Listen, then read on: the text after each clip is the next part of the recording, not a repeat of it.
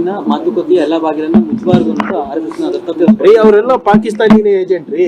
2 nation theory ಅಂದ್ರೆ ಪಾಕಿಸ್ತಾನ ಮತ್ತು India separate ಆಗ್ಬೇಕು ಅಂದ್ಬಿಟ್ಟು ಫಸ್ಟ್ ಪ್ರಸ್ತಾಪ ಮಾಡಿದ್ದೆ Vinayak Damodar Savarkar. V D. Savarkar was the first person to suggest 2 nation theory. ಇತಿಹಾಸ ಸರಿಯಾಗಿ ಓದ್ಕೊಳ್ಳಿ ಬಿಜೆಪಿ ಅವರು. ಅದು ಚಾಲೆಂಜ್ ಮಾಡಿದ್ದೆ ಅಸೆಂಬ್ಲಿನಲ್ಲಿ. ಸುಮ್ಮನೆ ಮಾತಾಡ್ತಾರೆ, ನಾವು ಕೊಟ್ಟಿರೋ ಯಾವುದೇ ಚಾಲೆಂಜಿಂಗ್ ಕೂಡ ಅಕ್ಸೆಪ್ಟೆನ್ಸ್ ಇಲ್ಲ.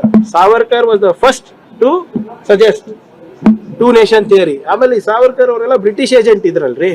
60 ರೂಪಾಯಿ ಪೆನ್ಷನ್ ತಗೊಂತ ಇದ್ರು ಯಾವ್ದಕ್ಕೆ ಇದಕ್ಕೆ.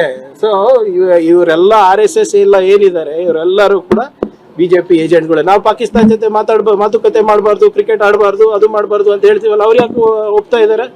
ಅವ್ರು ಯಾಕೆ ಹೇಳ್ತಾ ಇದಾರೆ ಇಲ್ಲ ಪಾಕಿಸ್ತಾನ ಜೊತೆ ಮಾತಾಡಬೇಕು ಅಂತ? ಇವರೆಲ್ಲ ಇವತ್ತು ನಮ್ಮ ಬಿಜೆಪಿ ನಾಯಕರು ತಾಲಿಬಾನ್ ಬಗ್ಗೆ ಇಷ್ಟು ಮಾತಾಡ್ತಾರೆ. ನಿನ್ನೆ ಯಾರ ಜೊತೆ ಒಪ್ಪಂದ ಮಾಡಿಕೊಂಡು ನಮ್ಮ ದೇಶ ತಾಲಿಬಾನ್ ಅವ್ರ ಜೊತೆ ಮಾಡ್ಕೊಡ್ರಲ್ಲ ಒಪ್ಪಂದ.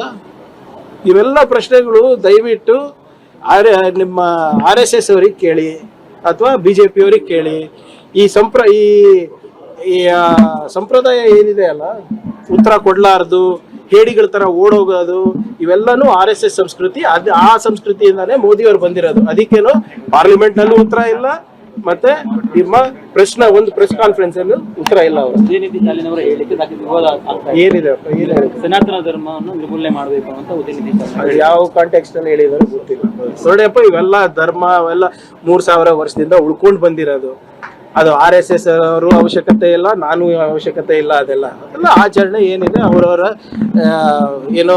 ಆಚರಣೆಗೆ ಸೀಮಿತ ಆಗಿದೆ ಬಿಡಿ. ಅದೆಲ್ಲ ಯಾಕೆ ವಿಭಜಿಸುವಂತ ನೋಡಿ, ಯಾವ ಧರ್ಮ ಗ್ರಂಥದಲ್ಲೂ ಸಮಾಜಗಳನ್ನ ವಿಭಜಿಸಬೇಕು ಅಂತ ಎಲ್ಲೂ ಹೇಳಿಲ್ಲ. ಇವೆಲ್ಲ ಕೆಲವು ಸಂಘಟನೆಗಳು ಇರ್ತಾವಲ್ಲ, ಅದು ಎಲ್ಲಾ ಧರ್ಮದಲ್ಲೂ ಇವೆ. ಈ ಹಿಂದೂ ಧರ್ಮದಲ್ಲೂ ಇದೆ, ಮುಸಲ್ಮಾನ್ ಧರ್ಮದಲ್ಲೂ ಇವೆ. ಎಲ್ಲಾ ಧರ್ಮದಲ್ಲೂ ಕೆಲವು ಸಂಘಟನೆಗಳು, ರಾಡಿಕಲ್ ಸಂಘಟನೆಗಳು ಇವೆ. ಅವುಗಳಿಗೆ ದೂರ ಇಟ್ಟರೆ ನಮ್ಮ ಮಕ್ಕಳ ಭವಿಷ್ಯ ಉಜ್ವಲ ಆಗ್ತದೆ.